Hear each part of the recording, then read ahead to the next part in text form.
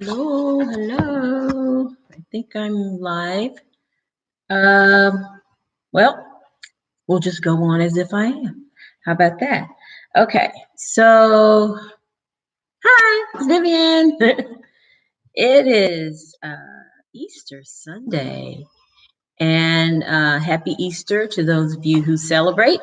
And hopefully your day went well. I know there's probably not a whole lot of Easter egg hunts today, but hopefully, some of the parents compensated the children by having one inside. You can do that. You can hide them anywhere. So just know that I'm wishing you a happy Easter. Hopefully today was great for your children. Anyway, let's talk about what we talked about last night. Last night's topic was you matter. All right. You're heard, you're seen, your life, your stories, your experiences, they all matter. And when you are bold enough to share them with others, you never know what the outcome may be. You may really inspire, help someone. Someone will resonate with you and they will be happier for hearing your story or hearing your take on something or whatever. But, put your story out there. You never know. Okay. Tonight, we're talking about, but is it true? Okay. This is a kind of it's a short but long anecdote. And questioning your own shift your perspective. Find yourself listening to the story in your head, speaking negatively, or making judgment about others. Ask yourself this simple question without judgment. Is it true? Is it possible that it is only your interpretation rather than fact? Is there an opportunity to assume intention or have a more compassionate dialogue instead? We are often assuming scenarios and judging others and ourselves. But having the ability to question ourselves gives us the opportunity to become more self aware and open hearted. Yeah, I think that one is sorely needed these days and time because, you find a lot of times people discussing other people's lives and what they've done or haven't done and giving their opinion of that. We can't always assume that their opinion of what happened or their opinion of that person is true. So if you're engaging in conversation, talking about somebody, stop to think and ask yourself, is it true? Are you spreading the truth or are you spreading your opinion? Because you can you're allowed to have an opinion about anything. Everybody is. But if you're spreading a lie intentionally, what does that say about you? Because whoever you're spreading the lie about, now, wouldn't you think you're a little bit worse than that person, that the story you're telling about that person, because now you're lying about someone just to get attention. How that's not right, first of all. And secondly, why would you? What would be the benefit or the purpose in spreading a lie about someone just to get attention? And you hear a lot of stories. Now, if you're on Facebook, Twitter, Instagram, TikTok, however many social media platforms there are out there, I'm sure that at some point there were stories shared about someone that wasn't true. You have to ask yourself, do I want to participate in that conversation, or do I want to share that information without verifying its truth or false? Is it true or is it false? Or is it just the opinion of the person spreading the story? And that's what we really have to look at. If you are assuming scenarios about someone because of something you saw or something you heard, you don't know the intention behind maybe what they said or what they did even. So why put your opinion out there into the world without verifying information? Or just leaving it alone? Because is it your business? You know, sometimes we get all caught up in other people's business. And really, do we have time for that? Probably not. Because you have your own life to live, first of all. And if you're not living your own life, taking care of your own stuff, then why, pray tell, are you spreading stories or making up stories even? Sometimes people do that. Making up stories about someone else. Take care of you. Take care of your stuff. Take care of your family. Take care of everything that goes on in your life. And I bet you won't have time to engage in spreading stories or spreading opinions about something someone else did. Sometimes, you interpret things wrong. And I know sometimes, a lot of times, the written word can be misinterpreted because some people don't know how to express themselves in the written word. And it comes out and you're like, what in the world is going on here? I don't even know what they're talking about. And you get all upset about nothing. So think about, is there an opportunity to assume that the person had a positive intention versus a negative intention?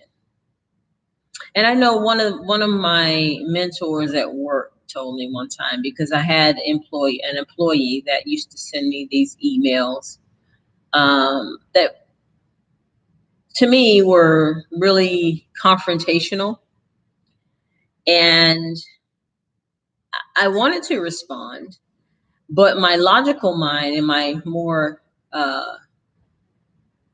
logical mind said, do not respond to that.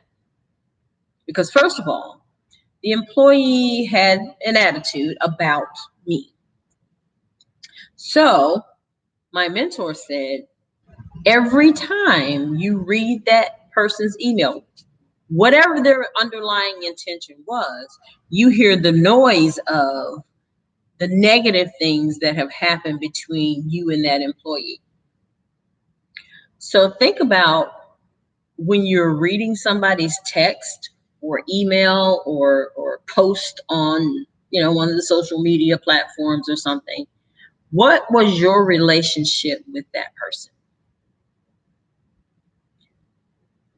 And does that relationship dictate what you are thinking that they mean by what they say?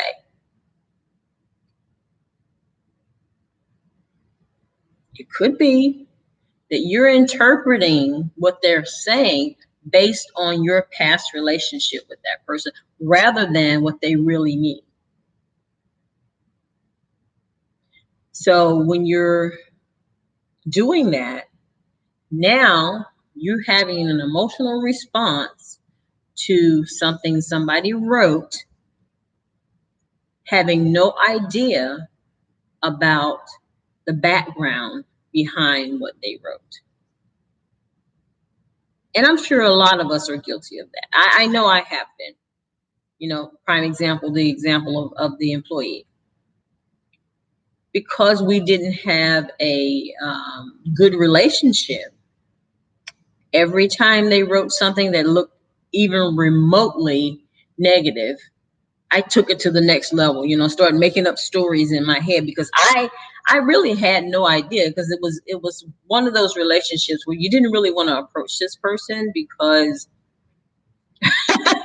things would jump off, right? But I would start making up in my head about what this person meant or didn't mean. So the relationship kept suffering because of that. When I finally had stepped back and looked at, okay, Vivian, let's read this with no emotion attached to it. What are they really saying? Read the email. If you have to read it several times, read the email several times and just see really what are they saying. And when I did that, I could pick out the parts where they really were asking a question behind all the noise. Because there was stuff stuck in there that really did have a negative connotation. But once I ignored that part and actually read the emails, oh, okay, this is the legitimate question. All the rest of that is noise. I'm going to answer the question. And that's it. And after that, even though our relationship wasn't that great, still, it became where they knew I was not going to respond to the noise. So their emails became more succinct. And they only asked the question. Because that's all I would respond to, the actual question. All the noise, it was irrelevant. It was only there to trigger an emotional response. That's the same thing that most of us do. Our response to what somebody says, does, writes, whatever, is based on our current or past relationship with that person, or our opinion of that person. But is it true? Is your opinion true? Is your emotional response just based on that past relationship? Does it make that email, that post, that whatever, what you're making up in your head for it to mean? Because we do make up stories. I mean, we make up beautiful stories in our head about everything. For instance, say somebody's on the road and they cut you off. See, they were just waiting to cut me off. You don't know that. That's a story you made up in your head because now you're having your emotional response to somebody who cut you off. I think if we take the time to really look at all the situations in our lives, all the responses we have to certain events, we'll really step back and ask ourselves, when we start talking about people, start talking about events, or start talking about what happened, we'll step back and ask ourselves, let me check, is that really true? And do I really want to put that out there in the world and then start spreading? Because, lies spread like wildfire. The truth, it kind of stays right here. So if you want to put out something, you make sure that it's true before you start spreading it around. Now, that's my message. That's my take on it.